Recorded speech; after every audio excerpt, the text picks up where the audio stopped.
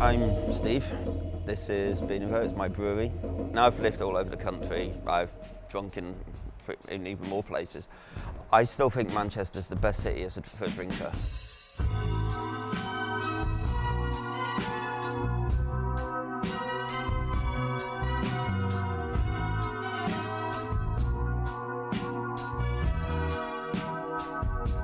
So what we brewed today, it was a dark mild, but it's more of a traditional malt base for it. So we've got the pale ale malt in there to give us most of the sugars from it. We've got a bit of crystal in there to give us a bit of sweetness. And we've also got black malt and chocolate malt. Now those two will change the colour of the beer to make it darker. It also gives it a nice biscuity roastiness to balance with the sweetness. Hops-wise, we've used Fuggles and Goldings in at the start of the boil, a 90-minute boil, which is quite long. Most boils these days are only about 45 to 60 minutes. The Goldings for aroma will give it a slight spiced orange aroma to it. Again, works well with the sweetness and the slight biscuity chocolatiness. So we're getting a nice, easy drinking, reasonably thin bodied, but not overly thin, but slightly sweet bodied beer. Well, we should do it at least when it's fermented. Brewing beer is actually incredibly simple. You make porridge, you make tea, you make booze. It's not complicated. The first vessel we use is a hot liquor tank. It's just a kettle. It's just a way of heating up a lot of water in one go, usually overnight when the electric's cheap. The next one is the mash tun, which is a big saucepan. Bit more like a mixing bowl, really. We put all of the malt in there with water. We soak it so the enzymes on the grain warm up and get wet.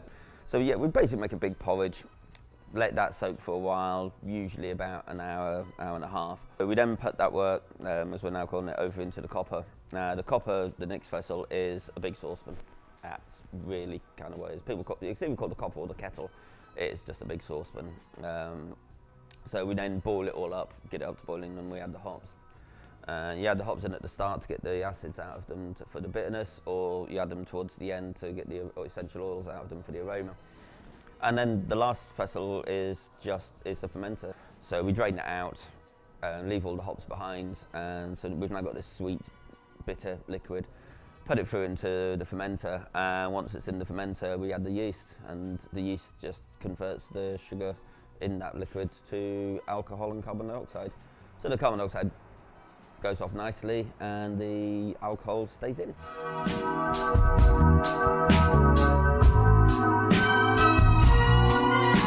When I first moved in here, it used to be a different brewery. It used to be Privateer Beers. So he was looking to sell up, I was looking to expand out the garage, so I bought his kit off him in situ in here, all plumbed in, all wired in. But that's only in half of this arch. One of the first things I did was put a bar in. Because you know that the beer is going to be as good as it can get when it goes out over the bar to the customers. Manchester's the best city for a drinker. We don't just have some really good breweries here, we've also got some really good pubs to find them and a lot of brewery taps. And they're all close together. There isn't actually any brewery in Manchester at the moment that's producing bad beer. Even the family brewers that people usually have a thing against, big old family brewers producing boring bitter, they're pretty solid beer, and some of their specials as well is pretty good. So yeah, there is not any bad beer in Manchester. Well, not from Manchester anyway.